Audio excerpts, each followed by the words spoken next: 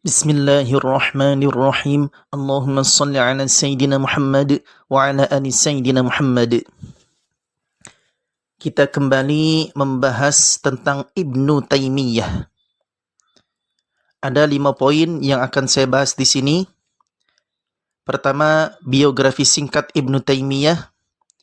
Kedua, pernyataan 3 ulama besar tentang penyimpangan Ibnu Taimiyah. 3. Pernyataan ulama Wahabi bahwa Ibnu Taimiyah adalah nabi baru. 4. Pernyataan Al-Imam Abu Hayyan Al-Andalusi wafat 745 Hijriah tentang penyimpangan Ibnu Taimiyah. Dan kelima, pernyataan Al-Imam Izzuddin bin Jama'ah wafat 767 Hijriah tentang kesesatan Ibnu Taimiyah. Beliau bernama asli Taqiyuddin Abul Abbas Ahmad bin Abdul Halim bin Abdissalam bin Abdillah bin Taimiyah Al-Harrani Al-Hambali. Wafat 728 Hijriah. Beliau adalah panutan utama kaum Wahabi. Coba saja, di setiap ceramah atau tulisan-tulisan para ustadz Wahabi pasti selalu mengutip perkataan atau pendapat beliau. Sungguh aneh, kaum Wahabi yang selalu mengklaim sebagai Salafi, pengikut Salaf, ternyata lebih sering mengutip Ibnu Taimiyah ketimbang para ulama Salaf.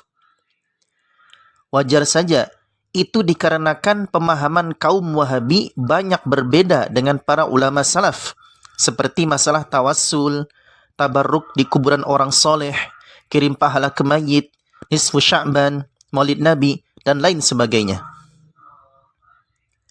Sehingga mereka ini lebih patut disebut sebagai Taimi, pengikut Ibnu Taimiyah ketimbang Salafi, karena memang mereka lebih memilih Ibnu Taimiyah daripada ulama Salaf.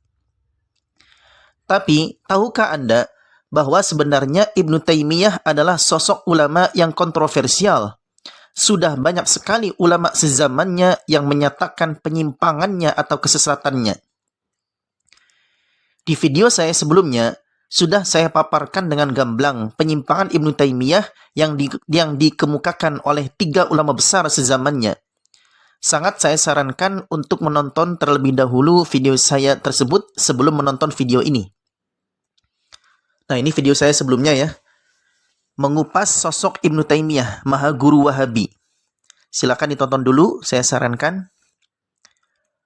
Akan tetapi, saya ingin sedikit saja mereview video saya sebelumnya, yaitu tentang pernyataan 3 ulama besar tentang penyimpangan Ibnu Taimiyah. Tentu lebih jelasnya silakan tonton video saya yang sebelumnya. Pertama, Al-Hafidh Waliyuddin Al-Iraqi, wafat 826 Hijriah.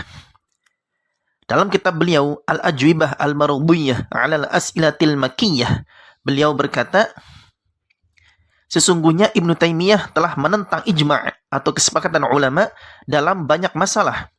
Dikatakan mencapai 60 masalah, sebagiannya dalam masalah usul atau akidah, dan sebagian lain dalam masalah furu' atau cabang agama.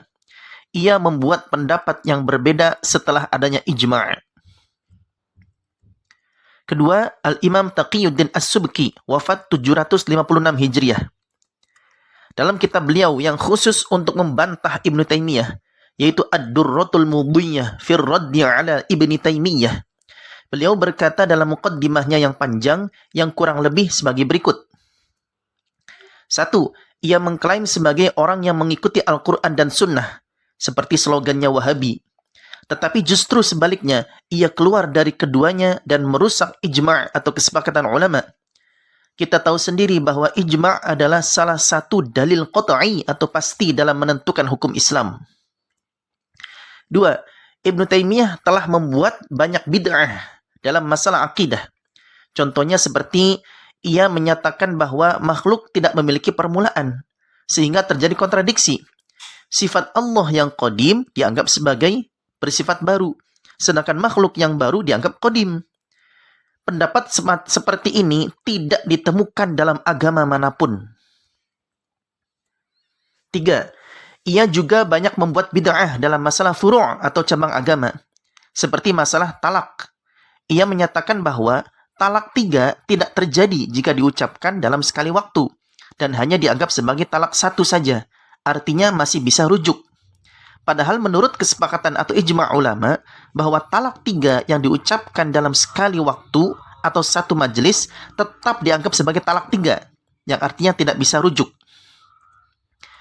Lalu dalam kitab Imam As-Subki yang lain, yaitu Fatawa As-Subki, dikatakan bahwa Ibnu Taimiyah dipenjara sesuai ijma' atau kesepakatan ulama 4 madhab sebagai akibat dari banyaknya penyimpangan darinya yang membahayakan umat. Ketiga, Al-Imam Salahuddin As-Safadi, wafat 764 Hijriah. Dalam kitab beliau, A'yanul Asr wa A'wanun Nasr, beliau menyatakan bahwa 1. Ibnu Taimiyah banyak mengemukakan pendapat yang aneh. Ia menguatkan pendapat yang lemah atau dhaif bagi mayoritas ulama, dan ia melemahkan apa yang dianggap kuat oleh mayoritas ulama. Atau dalam arti lain, menguatkan yang lemah dan menguatkan dan melemahkan yang kuat. 2. Ia hampir saja masuk ke dalam jurang karena melarang perjalanan untuk ziarah ke kubur Nabi Sallallahu Alaihi Wasallam yang menjadi kesunnahan menurut kesepakatan atau ijma' ulama. 3. Atas segala macam penyimpangannya, ia dipenjara di benteng Damaskus sampai meninggal dunia. Dengan segala fakta tadi, sungguh aneh apabila ada orang yang menjadikan beliau sebagai panutan. Tapi nyatanya ada, yaitu kaum Wahabi, sebuah kelompok minoritas dalam Islam yang meresahkan umat Islam.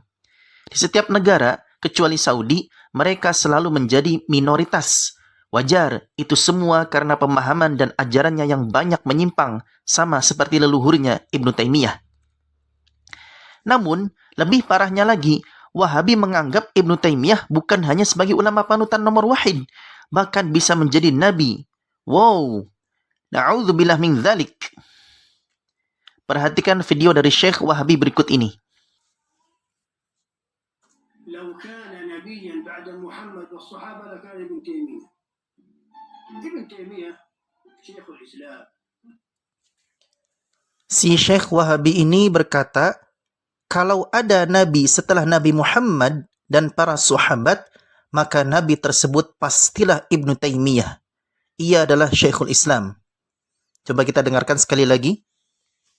Lau kana nabiyyan ba'da Muhammad was sahaba lakana Ibnu Taimiyah.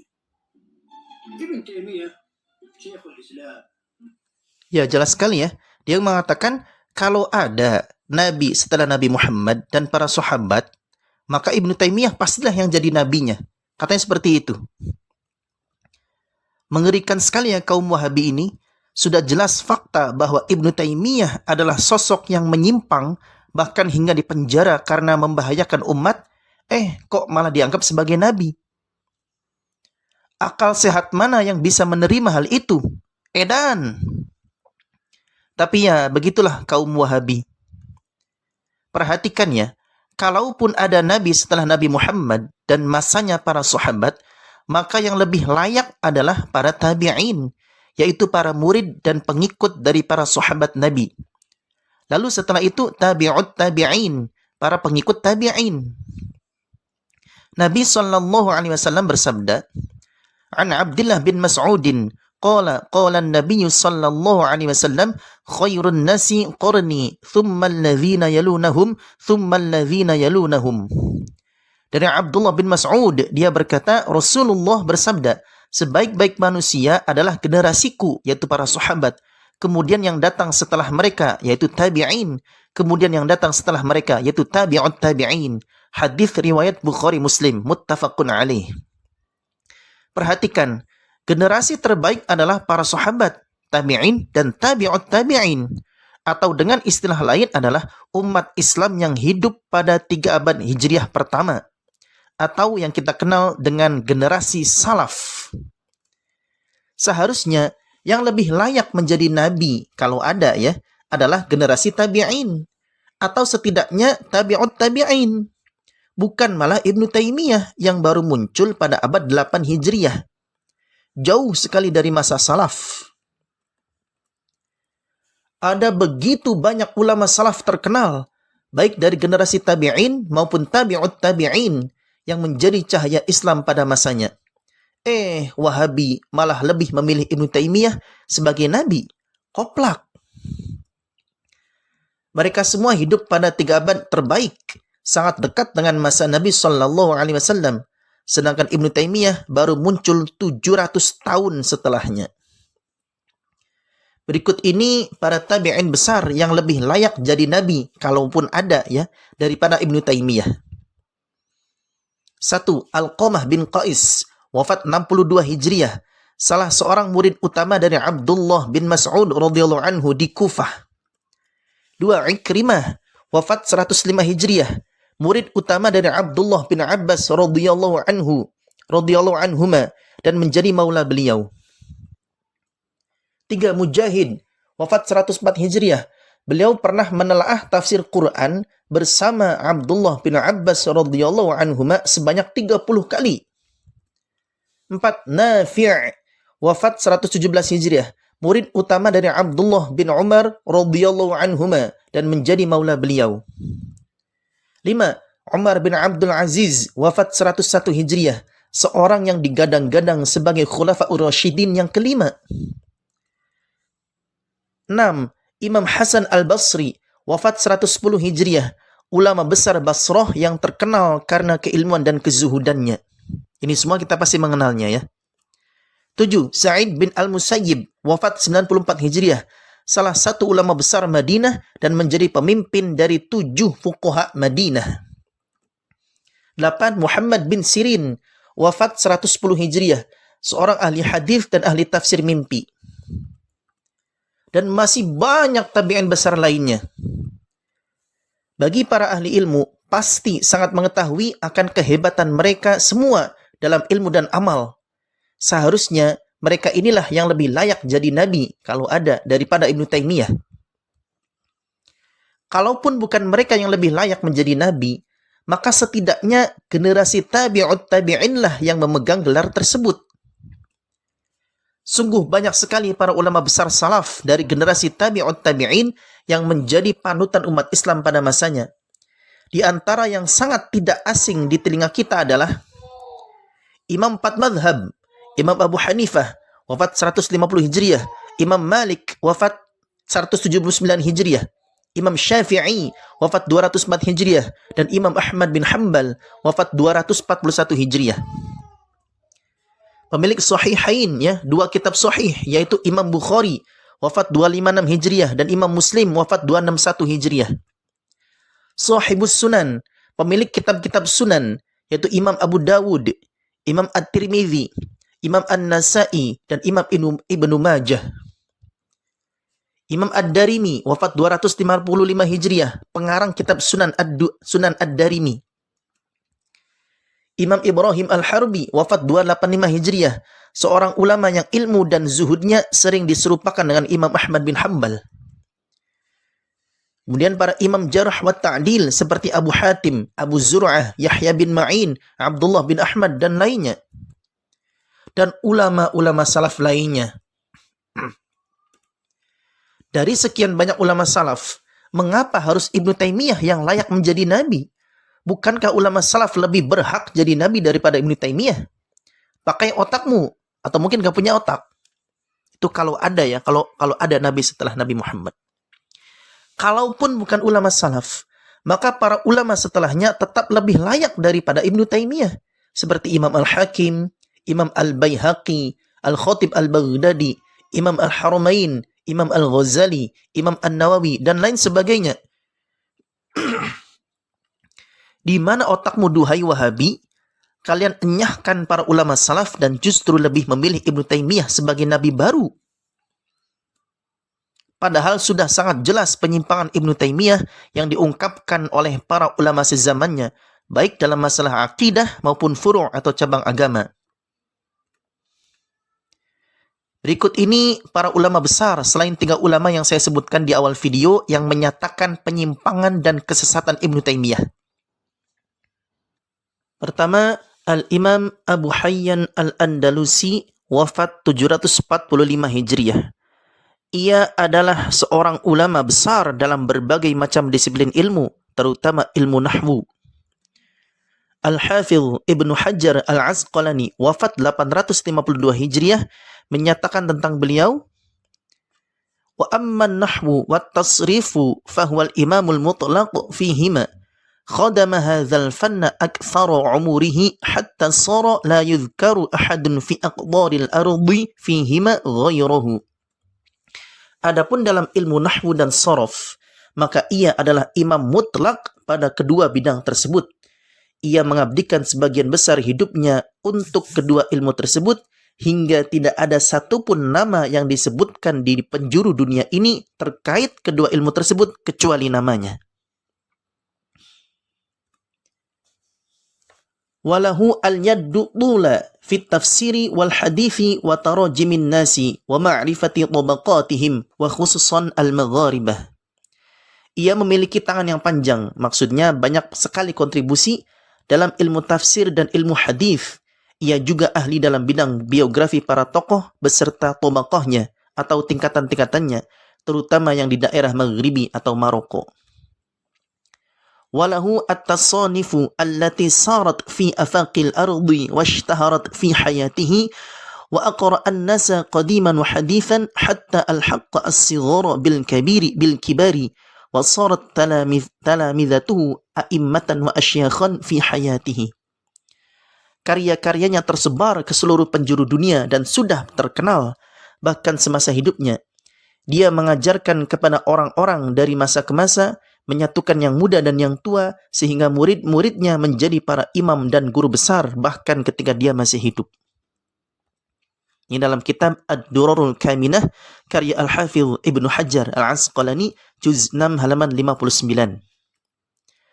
Al-Hafidh Al-Zahabi wafat 748 Hijriah juga menilai beliau, dan di samping keahliannya yang sempurna dalam ilmu bahasa Arab, ia juga memiliki keunggulan yang luar biasa dalam fiqih, ilmu athar, hadis Nabi dan sahabat, dan qiraat, ilmu bacaan Al-Quran. Ia memiliki banyak karya dalam bidang qiraat dan nahwu. Ia adalah kebanggaan penduduk Mesir di masa kami dalam ilmu. Banyak imam besar yang belajar darinya. Dalam kitab Ma'rifatul Qurra'il Kibar karya Al-Hafidh Al-Zahabi juz 2 halaman 724. Tahukah Anda bahwa Imam Abu Hayyan Al-Andalusi juga termasuk yang menentang Ibnu Taimiyah? Silakan simak dengan baik lautan fakta berikut ini. Dalam kitab Ad-Durarul Kaminah, Al-Hafidh Ibnu Hajar menceritakan tentang hal tersebut. Saya langsung bacakan saja artinya. Imam Abu Hayyan dahulu sangat memuliakan Ibnu Taimiyah dan memujinya dengan sebuah qasidah atau puisi. Namun kemudian ia berpaling darinya. Dalam tafsir kecilnya, dia menyebut Ibnu Taimiyah dengan segala keburukan dan menisbatkannya kepada tajsim, yaitu penyerupaan Allah dengan makhluknya, yaitu Allah berupa jisim atau anggota tubuh. Disebutkan bahwa hal itu terjadi adalah karena ia pernah berdiskusi dengan Ibnu Taimiyah mengenai bahasa Arab. Lalu Ibnu Taimiyah berbicara buruk tentang Imam Sibawayh, yaitu imam besar pertama dalam ilmu nahwu. Sehingga hal itu membuat Abu Hayyan merasa tidak senang dan berpaling darinya. Dikatakan pula bahwa ia menemukan kitab Al-Arsh karya Ibnu Taimiyah, lalu ia meyakini bahwa Ibnu Taimiyah adalah seorang mujassim, yaitu penganut keyakinan tajsim, yaitu Allah berupa jisim atau anggota tubuh. Di dalam kitab Ad-Durarul Kaminah juz 6 halaman 64 karya Al-Hafidh Ibnu Hajar. Dari fakta ini sudah jelas bahwa Ibnu Taimiyah adalah seorang yang menyimpang dalam akidah, yaitu meyakini Allah berjisim atau memiliki anggota tubuh secara hakiki. Pertanyaan besar, layakkah Ibnu Taimiyah menjadi nabi? Ulama besar lain yang menyatakan kesesatan Ibnu Taimiyah adalah Al-Imam Izzuddin bin Jama'ah, wafat 767 Hijriah, putra dari ulama besar Al-Imam Badruddin bin Jama'ah, wafat 733 Hijriah. Al-Hafidh As-Suyuti, wafat 911 Hijriah, menyebut beliau sebagai Al-Hafidh Al-Imam Qadhi Al-Qudah Izzuddin Abu Umar Abdul Aziz bin Al-Qadhi Al-Qudah Badruddin Muhammad bin Ibrahim bin Sa'dillah bin Jama'ah. Ya, beliau menyebut Izzuddin bin Jama'ah sebagai Al-Hafidh Al-Imam Qadhi Al-Qudah, hakim agung, ya, qadhi dari segala qadhi. dalam kitab beliau Tabaqatul Hufadz halaman 536. Dalam pendapatnya soal Ibnu Taimiyah, hal ini telah dinukil oleh Al-Imam Ibnu Hajar Al-Haytami, wafat 974 Hijriah, dalam kitab Hasyiah Al-Idah. Saya terjemahkan langsung. Dan jangan terperdaya dengan pengingkaran Ibnu Taimiyah terhadap disyariatkannya ziarah kubur Nabi, karena dia adalah seorang hamba yang telah disesatkan oleh Allah, sebagaimana yang dikatakan oleh Al-Izz bin Jama'ah. Taqiyuddin As-Subki telah menjelaskan panjang lebar dalam bantahannya terhadap Ibnu Taimiyah melalui sebuah karya tersendiri. Pelecehannya terhadap Rasulullah bukanlah hal yang mengherankan, karena dia juga telah terjatuh dalam pelecehan terhadap Allah. Maha suci Allah dari apa yang dikatakan oleh orang-orang zalim dan pengingkar. Dengan kesucian yang tinggi, Ibnu Taimiyah menisbatkan kepada Allah hal-hal yang besar dan mengerikan, seperti perkataannya bahwa Allah memiliki arah, tangan, kaki, mata, dan sifat-sifat lainnya yang buruk dan tercela. Itu dalam kitab Hasyiah Al-Idah karya Imam Ibnu Hajar Al-Haytami halaman 443. Duhai saudaraku kaum Wahabi, sudah jelas penyimpangan bahkan kesesatan Ibnu Taimiyah, masih saja kalian menganggap beliau panutan utama dalam beragama. Bahkan kalian menganggap beliau sebagai nabi baru, kalau seandainya ada nabi lagi setelah Nabi Muhammad sallallahu alaihi wasallam. Na'udzubillah min dzalik. Cukuplah para ulama salaf kalian jadikan pegangan, jangan dienyahkan. Ayo kembalilah ke ajaran yang lurus Ahlus Sunnah wal Jamaah. Wallahu a'lam.